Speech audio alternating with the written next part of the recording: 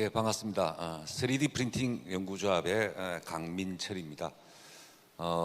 그동안에 그 전시라든지 컨퍼런스가 많이 진행이 안 됐었는데요. 오늘 그 전시장 및 오늘 컨퍼런스 장소와 굉장히 많은 분들이 오셔서 그 열기가 뜨거운 것 같습니다.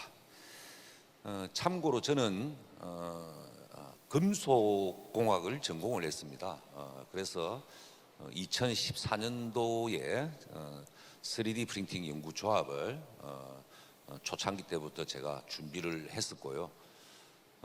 그 당시에는 주로 이제 플라스틱 위주였죠. 플라스틱 위주였는데 금속 장비가 점차적으로 확대가 되고 있고 또 거기에 따른 분말 소재 등등에 대해서 오늘 간략하게 발표를 할까 합니다. 먼저 이제 첫 소개입니다. 여기 보시는 사진은 독일에서 개최되는 폼넥스트라고 하는 주로 적층 제조와 관련된 산업만 전시를 합니다. 아마 전시장 규모가 코로나 전에는 우리 축구장의 한 7배 정도 될 만큼 엄청난 규모를 자랑을 하죠. 그래서 저희 연구조합에서는 매년 11월 중순경에 여기 폼넥스트에 참관단을 모집해서 다녀오고 합니다. 자, 이제는 이제 시장 규모에 대해서 많은 분들이 여쭤보십니다. 2021년도에 약 한 15빌리언 달러니까 계략적으로 한국 돈으로 한 18조, 19조 정도 되는 시장 규모를 보이고 있고요. 물론 시장 조사 기간에 따라서 이 데이터가 조금 차이가 나지만은 제가 판단컨대는 시장 규모가 그렇게 이거보다 훨씬 클 건데라는 생각을 많이 합니다. 그러면은 여기에서 표에 보시면 초록색으로 나타나 있는 부분과 회색으로 나타난 부분이 있는데요. 회색으로 나타난 부분이 적층 제조 서비스에 관련된 산업 시장이 전체 시장의 60%를 차지합니다. 그러면은 밑에 녹색으로 표현되어 있는 AM 프로덕트는 바로 장비, 소재, 소프트웨어 등등의 시장입니다. 그래서 즉 장비를 가지고 새로운 아이디어로 제품을 만드는 시장이 월등히 크다라는 것을 알 수가 있습니다. 그리고 이러한 적층 제조와 관련된 매출들은 매년 20% 이상씩 성장을 하기 때문에 향후에도 지속 성장이 가능한 제조업 영역이 아닌가라는 것을 말씀을 드리고 싶습니다. 다음은 소재 시장입니다. 일반적으로 우리가 소재라 하면은 플라스틱과 금속을 많이 나눌 수가 있죠. 그런데 매년마다 소재 시장도 증가가 굉장히 많이 되고 있습니다. 자, 2019년, 20년, 21년 이걸로 봤을 때 지금 보시면은 독특한 점이 있습니다. 포토폴리머라고 하는 광경화성 수지입니다. 광경화성 수지가 과거에 2020년까지는 가장 큰 포션을 차지했는데 역전을 한 것이 바로 폴리머 파우더입니다. 폴리머 파우더는 여러 가지 방식으로 하고 있죠. 일반적으로 우리 HP와 같은 그런 우리가 방식도 있고 또 레이저를 사용해서 이제 분말과 분말을 소결시키는 영역도 있습니다. 이 중에서 이제 금속이 차지하는 비율이 약 한 18.2% 정도 되고요. 금속 중에서도 특히 분말이 거의 대부분입니다. 이 분말이 약 한 5,800억 시장 정도로 홀러스 리포트에서 보고를 하고 있습니다. 금속 분말을 어떻게 만드는가에 대해서 이제 궁금해하시는 분들이 많은데요. 국내에도 이 금속 분말을 만드는 회사들이 적층 제조용 분말입니다. 즉 분말을 만드는 곳이 한 6곳이 있습니다. 여기 상단부를 보시면은 금속을 용해를 하는데 일반적으로 이제 진공 유도 용해로를 많이 씁니다. 그래서 바큐um 인덕션 멜팅 방식을 많이 쓰는 곳 있고요. 자, 그러면 용해가 되면은 바로 밑에 노즐이 오픈이 되면서 고압의 가스가 분출이 됩니다. 그럼으로써 이 고압의 가스들이에 의해서 급냉을 해서 이 컨테이너 내로 내려오게 되면은 분말이 일반적으로 구형화된 형태로 제조를 하게 됩니다. 그래서 여기에서의 기술은 일반적으로 금속 용탕이 빠져나오는 노즐의 설계, 그다음에 각도, 분사, 각 등등이 굉장히 중요하기 때문에 우리가 원하는 분말의 입도를 50% 이상 만들기가 상당히 힘들다는 것을 말씀을 드릴 수가 있습니다. 그럼 금속 적층 제조용 이 분말 가격이 뭐 일반적으로 알루미늄, 스테인리스, 그다음에 마레이진강, 그다음에 타이타늄 합금, 그다음에 인코넬 합금 등등이 있습니다. 저기에 보면 프라이스 에스티메이트라고 적어 놓은 거는요, 이 홀러스 리포트 내에서 조사를 한 오라프 디겔이라고 하는 회사가 조사를 한 거고요. 오른쪽은 제가 조사를 한 결과입니다. 외국보다도 한국이 싸다라고 판단을 합니다. 예. 근데 이제 실질적으로 외국에서 대량으로 구매를 하게 되면 물론 이 시세보다는 낮게 구매가 가능하고요.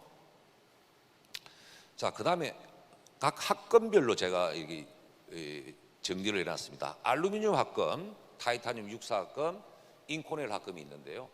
우리가 일반적으로 알루미늄 인곳은 아무리 가격이 올라도 4,000원 주면 사는데 분말로 만들게 되면은 거의 80달러, 100달러 정도 수준을 합니다.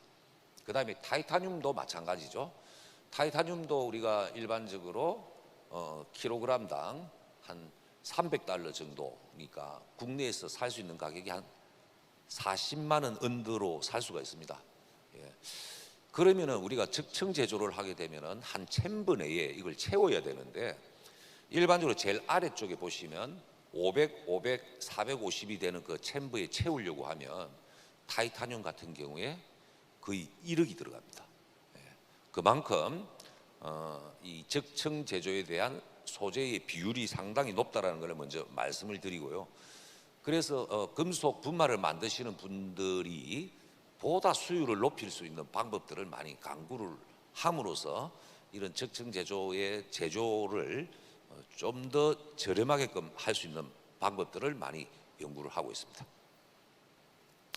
자, 그 다음에는 다른 연구기관입니다. 다른 연구기관에서 금속, 플라스틱, 기타 등등에 대해서 앞으로 시장 성장률에 따른 시장 규모를 예상을 하고 있습니다. 근데 금속을 보시면은 향후에는 플라스틱을 거의 6박 코미테까지 지금 추격을 하고 그때의 2026년 시장이 지금 보시면은 약 한 9,200억 원 정도로 되기 때문에 곧 금속 분말도 1조의 어떤 전 세계 시장 규모를 보일 것이다라고 예상을 하고 있습니다. 아무래도 오늘 여기 생산 제조 혁신 이런 부분에 있어서 제가 금속을 전공했기 때문이 아니라 엔지니어링적으로 많은 부품들이 금속으로 만들어지고 있기 때문에 이러한 우리 3D 프린팅과 관련된 이런 산업에서도 금속이 상당 부분 큰 포션을 성장률을 보일 거다라는 것을 말씀드릴 수가 있습니다. 자, 그러면은 앞으로 금속과 관련된 또는 이거는 산업용입니다. 금속을 금속과 플라스틱을 포함한 개념으로서 산업별로 어느 정도로 예측할 수가 있느냐 하면은 에어로스페이스, 디펜스 쪽이 가장 큰 시장을 보게 될 거고요. 두 번째는 자동차. 오늘 또 오난우 책임연구원께서 또 발표를 하실 겁니다. 자동차 분야에. 그다음에 인쇄전자입니다. 인쇄전자가 조금 낯설 수는 있겠습니다만은 쉽게 말해서 PCB를 만들려고 하면 굉장히 공정이 복잡하죠. 검증도 필요한데 이제는 어떤 3차원적으로 어떤 전자회로를 만들 때 노즐에서 굴이나 은을 이용해서 만들거나 하는 방식들이 대세로 앞으로 나타날 겁니다. 그러한 선의 폭이 한 5마이크로 정도 되기 때문에 웨어러블 디바이스라든지 이런 쪽에도 활용이 가능하다는 거죠. 그래서 이런 인쇄전자 쪽에 국내의 기업도 있고 또 세계적인 기업들도 있습니다. 그다음에 헬스케어인데요. 이거는 의료 파트입니다. 예를 들어서 뭐 우리가 관절, 그다음에 덴탈 쪽, 그다음에 오소페딕 정형외과 쪽에 무릎 관절 이런 쪽에 사용되는 것들이 상당히 좀 될 거고요. 그다음에 주조 단조 쪽이 있습니다. 이 주조 단조라는 것은 특히 우리가 사형 주조를 할 때는 반드시 목형이 필요했죠. 목형이 필요 없이 바로 모래를 쌓아 올려가서 거기에다 주물만 붙게끔 할 수 있는 기술이 있습니다. 그래서 국내도 국산화 장비를 개발했고 또 외국의 스타 기업도 많이 있습니다. 그 외에 이제 소비재라든지 주얼리 이런 쪽이죠. 그러면은 우리가 과거에 3D 프린팅이 초창기 2013년도에 뭐 오바마 대통령이 막 처음 언급했을 때 그 당시 전시품을 보면 겨우 피규어, 그다음에 건축물 뭐 이런 쪽이었죠. 그런 것들은 이제는 산업 시장에서는 포션이 엄청나게 약화된다는 것을 의미를 한다는 겁니다. 네. 자, 적층 제조 기술에 대해서 제가 조금만 언급을 하도록 하겠습니다. 여기 있는 사진들은 뭐 제가 찍은 사진이기 때문에 굉장히 해상도가 좋고 퀄리티가 높습니다. 그래서 제가 오늘 보여드리는 사진은 거의 다 제가 찍은 사진이라는 것을 먼저 말씀을 드리고요. 자, 그래서 우리가 3D 프린팅이라고 하는 어떤 이번에 컨퍼런스가 아니고요. 적층 제조 컨퍼런스예요. 그러면 적층 제조가 왜 갑자기 적층 제조란 말이 나왔을까라고 생각하면요. 3D 프린팅이란 말은 언론사에서 만든 용어예요. 이제 적층이란 말은 한 층 한 층씩 쌓아나가는 기술이라는 거죠. 그러면 절삭 가공과는 반대되는 개념입니다. 그래서 이러한 기술들을 ASTM에서 7가지 기술로 나누고 있습니다. 이 7가지 기술 중에서 금속을 만들 수 있는 기술 중에서 가장 많이 사용되는 기술이 파우더 베드 퓨전입니다. 파우더 베드 퓨전이고 그 다음에 다이렉티드 에너지 데포지션이라고 하는 제일 오른쪽에 있는 기술이고요. 최근에는 이제 바인드 제팅이라고 하는 기술입니다. 금속 분말에다가 바인드를 뿌려주는 기술입니다. 바인드를 뿌려줘서 그게 부품화가 할 수 없으니까 그걸 어떻게 합니까? 소결이라는 공정, 즉 과거의 분말 야금은 프레스에서 일단 컨팩션 한 다음에 신터링으로 갔는데 이제 바인드 제팅이라는 기술이 레이저를 사용하지를 않기 때문에 비교적 빠른 속도로 저렴하게 만들 수 있다라는 것들을 강조를 하고 있죠. 자, 파우더 베드 퓨전이라는 그겁니다. 바로 오른쪽에 보시면은 분말이 한 층이 이동을 합니다. 한 층을 이동을 하게 되면 한 층에 깔리는 보통 두께가 40에서 60 마이크로라 하고요. 그거를 레이어 시크니스라는 용어를 씁니다. 그래서 거기에 프로그래밍화된 것에서 우리가 필요한 부분만 선택적인 영역에서 레이저를 조사를 하게 됩니다. 이때의 레이저의 파워와 스피드가 굉장히 소재마다 차이가 납니다. 또 소재의 반사율에 따라서도 적층의 건전성이 드러나는 거죠. 그렇게 해서 최종적으로 이거를 한 층 깔고 한 층 도포하고 또 레이저 쏘고 하는 것들을 수만 번을 하다 보니까 어떤 부품인 경우에 72시간이 걸리는 데도 있습니다. 대형 제품인 경우에는. 자, 그래서 이러한 것들이 최종적으로 만들어지면 적층이 되고 나면은 후공정을 거치게 됩니다. 후공정 중에서는 또 여러 가지가 있습니다. 사실은 이게 레이저를 받다 보니까 급냉 조직이기 때문에 이 급냉한 조직을 풀어주기 위해서 스트레스를 풀어줘야 됩니다. 그래서 그런 것들을 우리가 스트레스 릴리프 내지는 어닐링이라 하죠. 소둔 열처리라는 말을 씁니다. 그 다음에는 일부 기공이 있다든지 항공기와 같이 굉장히 크리티컬한 부품에는 HIP라 해서 핫 아이소스태틱 프로세스라 해서 등온 가압 방식을 쓰는 공정도 하고 있습니다. 자, 오늘 뭐 전시장에도 많은 업체들이 나왔겠지만은요, 전 세계적으로 보시면은 이제 EOS, 컨셉 레이저, SLM, 3D 시스템즈, 뭐 기타 등등 트럼프까지가 있는데요. 이거를 제가 작성한 건 아닙니다. 뭐 조사를 하면 다 나오겠지만은 이게 판매 순위라고 볼 수 있습니다. 판매 순위라고 볼 수 있고 비교적 대형 장비만 지금 나타냈는데요. 여기서 지금 제가 파란색 라인을 끄는 거 있죠. X라인 2000R이라고 하는 거는 800, 400, 500이기 때문에 굉장히 지금 나와 있는 금속 장비 중에서는 제일 큰 장비입니다. 우리나라에 들어와 있습니까? 라고 질문하실 것 같은데요. 우리나라에 2대가 있습니다. 2대가 현재 작동을 잘하고 있습니다. 자, 그 다음 페이지 넘기시면 타이타늄 합금이 비교적 많이 활용이 되고 있습니다. 그래서 타이타늄 합금을 측정할 수 있는 파라미터를 저한테 알려달라고 하시는 분들이 많습니다. 그래서 제가 여러 가지 문헌이라든지 이런 것들을 조사를 하게 되면요, 일반적으로 레이저의 에너지의 덴시티라고 하는 것은 레이저 파워에 비례하고 레이저가 지나가는 스피드의 반비례, 해칭 스페이스의 반비례, 레이어 시퀀스의 반비례합니다. 그래서 이러한 것들을 여러 가지 조건에서 적청을 하게 되면은 우리가 에너지 덴시티 값을 구할 수가 있고요. 거기에 따라서 비교적 기공이 적고 조직이 건전한 쪽으로 최종적으로 선택을 해서 조건을 정합니다. 그래서 알루미늄이든 인코넬 합금이든 어떠한 합금이라도 이런 파라메타는 조금만 조사를 보시면 많이 알아낼 수가 있습니다. 자, 많은 분들이 또 그런 질문을 합니다. 적청 제조로 만들게 되면 기존의 단조제나 주조제에 비해서 강도가 잘 나옵니까? 안 나옵니까? 라는 이야기를 하죠. 저는 3년 전에는 강도도 좀 그렇고 연신율도 그렇고 잘 안 나옵니다 라고 했는데 지금은 역전이 됐습니다.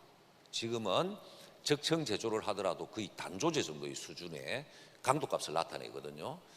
자, 저쪽에서 그래프를 보시면은 일반적으로 우리가 세로축은 텐사일 스트레스, 가로축은 연신율인데요.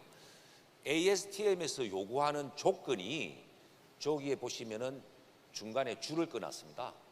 거기에 끊은 게 항복 강도가 795를 원하고 일롱게이션은 10% 원하는데요.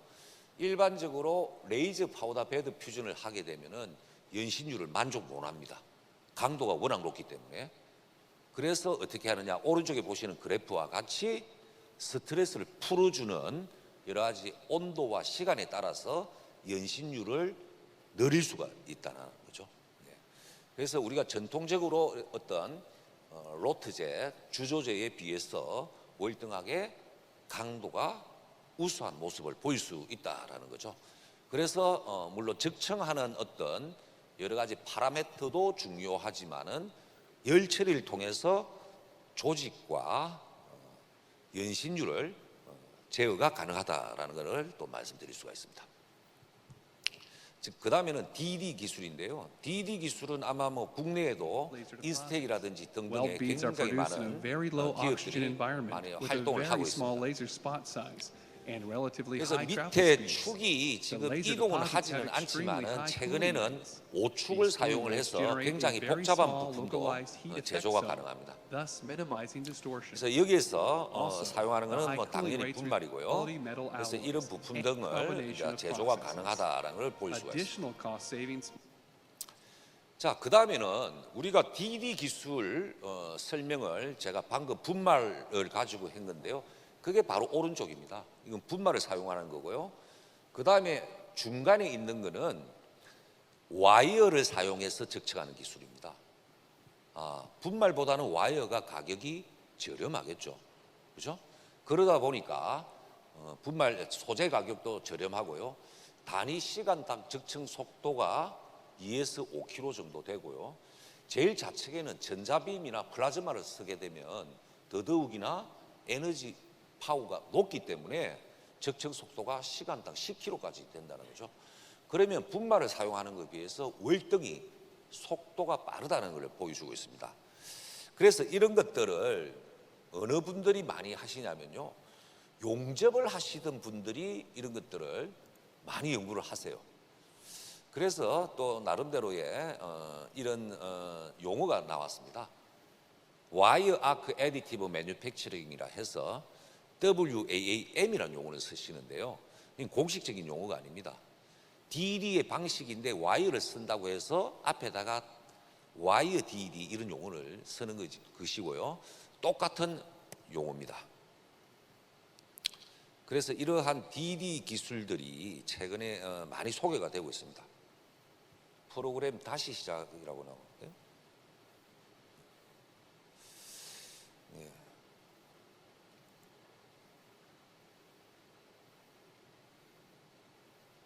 다시 시작하면 됩니다.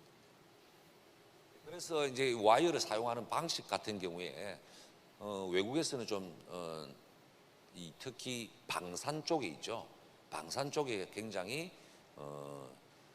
적응하기가 좀 빠르고요. 그 다음에 또 우리나라의 뭐 어느 업체라고 말씀드리긴 하지만은 철도 차량을 만드는 회사에서도 이 방식을 굉장히 많이 활용을 하고 있습니다.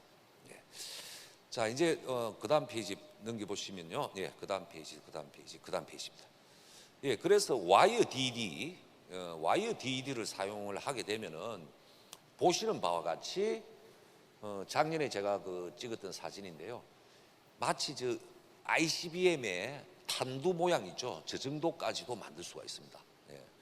그리고 좌측에 보시면 기존의 철도 차량 같은데 이런 부품을 만들게 되면 기계 가공을 하게 되면은 가격이 4,500유로인데 와이어로 적층해서 기계 가공을 하면은 한 2,000유로니까 더 저렴하게 만들 수 있다라는 거죠. 그래서 오른쪽에 보시면은 이제 실질적으로 저런 부품 등을 와이어를 사용해서 만들기도 하고요. 오른쪽에 보시면은 우리 선박의 프로펠러도 주조 방식이 아닌 저 방식을 통해서 제조가 가능하다는 것을 많이 보여주고 있습니다.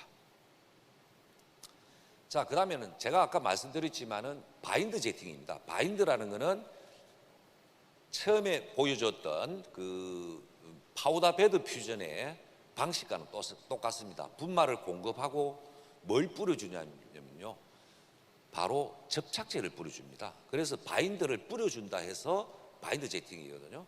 그래서 이미 많은 업체들이 이런 시제품들을 많이 만들고 있습니다. 실질적으로 또 활용이 되고 있고요. 제일 좌측에 보시면 구리죠. 구리를 적층을 해서 만든 하나의 방열 히트싱크가 되겠고요. 그 다음에 보시는 거는 커넥팅 로드를 저런 식으로 만드는 거죠. 각종 캠 드럼이라든지 이런 것들을 각 회사에서 이런 것들을 많이 개발을 하고 있고요. 국내에도 많이 이미 장비가 들어와서 실질적으로 적용을 해보려고 하는 움직임이 있습니다. 그래서 결론적으로 레이저를 사용하는 PBF 방식, DD 방식, 바인드 제팅 방식이 금속 부품을 만들 수 있는 기술인데요. 모든 기술이 다 해결할 수는 없습니다. 그에 따라서 어떠한 제품을 어떻게 개발할 건가에 따라서 이런 것들을 우리가 장비를 선택을 해야 된다라는 걸 말씀드릴 수가 있고요. 그래서 각 용도가 조금씩 차이가 난다는 걸 말씀드릴 수가 있습니다. 특히 금속을 하시는 분들은 좀 더 고온에서 견디는 소재 또는 내마모성, 내열성을 요구하기 위해서는 복합 소재를 많이 또 찾고 있는데요. 여기서 복합 소재가 실질적으로 가능한 것은 DD 방식의 파우더를 공급하는 방식이 가장 바람직하다고 볼 수가 있고요. 전 세계 판매량의 파우더 베드 퓨전이 거의 90%를 현재 차지하고 있습니다. 자, 응용 분야입니다. 뭐 시간이 많지 않기 때문에 제가 응용 분야에 대해서 빨리빨리 넘길 건데요. 저거는 현대자동차의 아이오닉 5의 플랫폼에다가 제가 저 부품을 실제로 적용이 가능한 파트를 제가 다 붙인 겁니다. 여기에서 보시면 각종 방열이 요구되는 하우징 같은 경우에 전통적인 방법으로 만들 수 없는 디자인으로 만들어야만이 적층 제조에 영혼을 불어넣는 작업이라고 생각을 합니다. 자, 이런 사진들은요 자꾸 찍지 마시고요 신문에 찾아보세요. 제 이름만 검색하시면 인터넷에 다 나옵니다. 네. 자, 여기 보시면 이제 우리가 일반적으로 적층 제조로 할 수 있는 방법은 금형입니다. 금형이 굉장히 사출이든 다이캐스팅이든 냉각이 중요하죠. 냉각이 중요하다 보니까 입체 냉각 몰드를 만들어서 사용하는 것들이 국내도 많이 활용을 하고 있고요. 그 다음에 에어로스페이스 파트입니다. 특히 연소 챔버라든지 저런 등등이 사용되고요. 자동차 파트, 메디칼 파트 이런 데 굉장히 많은 활용 사례가 크게 분류를 하고 있다고 생각을 합니다. 그 다음에 우리나라도 이제 뭐 5월 달에 또 고흥에서 우리가 우주 발사체를 쏘아 올리죠.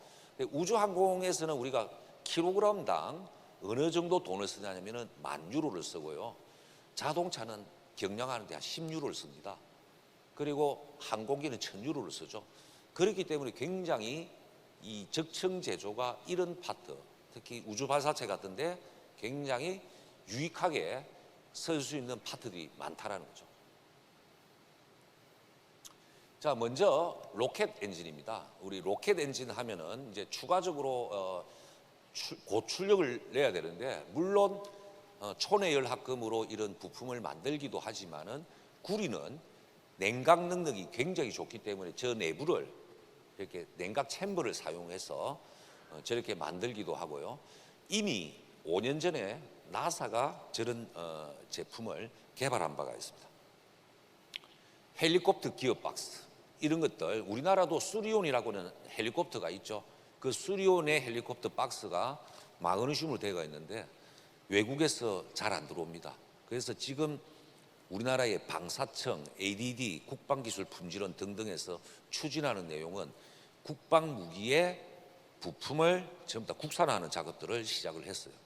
그래서 이런 것들이 새로운 사업의 기회가 되고 있고요. 그 다음에 사천에 또 우주항공청이 또 새로 만들고 있죠. 그게 결정이 났습니다. 이런 부품 등이 에어로스페이스에 또 되고 있고요. 저기 보시면 무인 항공기 엔진 바디인데요. 저걸 검령을 팔려고 하면 수천만 원이 들지만은 또 검령을 팔더라도 저 냉각핀을 저렇게 얇게 만들 수가 없습니다. 근데 적층 제조는 저게 가능하다라는 걸 말씀드릴 수가 있고요. 그 다음에 각종 파트들이 많습니다. 여기 보시면 바이오니칼 디자인, DFAM, 이런 용어들이 토폴로지 옵티마이제이션 전부 다 적층 제조와 관련된 내용들이라는 거죠. 그다음에 에어로스페이스 파트에 사용되고 있는 각종 히트싱크입니다. 전통적으로 절대 만들 수 없는 구조입니다. 단순하게 지금 사용하고 있는 물건을 똑같은 디자인으로 만들어 달라는 것은 아무런 의미가 없습니다. 보다 가볍게, 보다 효율적으로, 보다 가볍게 만드는 이런 것들이 중요하다는 거죠. 제가 한 가지만 말씀드리겠습니다. 우리나라도 곧 인공위성을 발사를 하고 김포공항에서 강남까지 여의도까지 에어택시가 운행을 하죠. 그 에어택시를 UAM이라고 이야기하죠. 가장 중요한 것은 수신입니다. 안테나입니다. 내가 항공기 위치가 어디 있는가 하는 거죠. 자동차도 마찬가지죠. 과거에 저 오른쪽에 보시면은 부품의 크기가 주먹만 합니다. 근데 과거에는 부품이 100개 부품을 연결을 했는데 이제는 한 개로 통합을 하는 거예요. 이런 부품 등등이 굉장히 전시회에 가보면 눈에 띄게 많습니다. 우리나라도 마찬가지로 이걸 만들고 있습니다. 고성능 스포츠카에 과거에 보다 더 이렇게 디자인을 혁신적으로 바꿔서 이런 것들을 경영하는 노력들이 있고요. 전기 자동차에 모터가 과열되는 걸 방지하기 위해서 모터 바로 뒤에 이런 냉각 장치들이 다 달려 있습니다. 근데 우리나라 차는 전통적인 방식으로 만들고 있지만은 배터리 팩을 얹는 그 베드도 저렇게 제작을 한 사례들이 많고요. 헤어핀 모터입니다. 헤어핀 모터라는 것은 여러분들 그 용접 부위가 없고 굉장히 고효율의 모터라고 할 수가 있는데, 예전의 모터는 전부 다 권선을 감았죠. 권선 방식이 아니라 이거는 집정률을 높이기 위해서 개발한 겁니다. 그래서 이게 이제 독일의 한 회사가 만들었고요. 이거를 포뮬러 1 전기차 버전에 들어가고 있고요. 그래서 저도 한번 재미 삼아서 한번 만들어 봤습니다. 아직 모터 테스트는 한번 해본 적이 없습니다. 그다음에 반도체 쪽입니다. 반도체 웨이퍼, 얼마 전에 바이든 대통령이 들고 있었던 그 웨이퍼 있죠. 그거를 만드는 냉각 챔버입니다. 냉각 테이블입니다. 이런 것들도 기존에 스테인리스 쓰게 되니까 냉각 효율도 떨어지고 굉장히 무거운데 알루미늄 합금으로 냉각수를 흐르게 만든 겁니다. 이런 것들도 반도체에 사용이 될 수가 있다는 거예요. 그다음에 마지막에 어떤 메디컬 파트입니다. 이런 이제 우리 두개골, 무릎 관절, 척추에 들어가는 스파이널 임플란트 이런 등등이 산업화가 많이 진행되고 있습니다. 개막식 할 때 최경화 국장님이 잠깐 말씀을 하셨습니다. 우리 오바마 대통령이 2013년도에 처음으로 3D 프린팅을 언급을 했는데 그 당시 부통령이었던 바이든 대통령이 약 2주 전에 발표를 했습니다. AM 포드라고 하는 거예요. 신문에 찾아보시면 잘 나옵니다.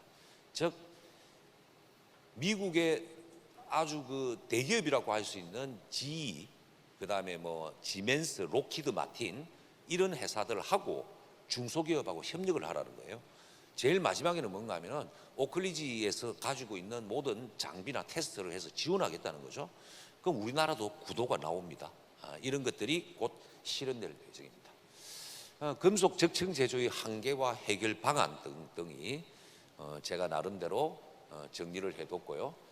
그다음에 적층 제조 기술 공정의 기술 전망인데 시간이 지금 다 됐습니다. 그래서 제가 필요로 하시면 이런 내용들은 제가 공개를 하도록 하겠습니다. 그래서 뭐 이렇게 제가 또 워낙 그 기고하는 거를 좋아합니다. 또 기고를 해달라는 데도 또 많고 해서요. 그래서 신문에 강민철 적층 제조 3D 치시면 많은 기사가 나옵니다. 제가 했던 내용들이 거의 다 나와 있습니다. 그래서 오늘 못 보신 동영상은 저희 연구조합 홈페이지에 보시면은 기술 자료실에 다 있습니다. 네, 이것으로 제 강연은 마치도록 하겠습니다. 감사합니다. 네.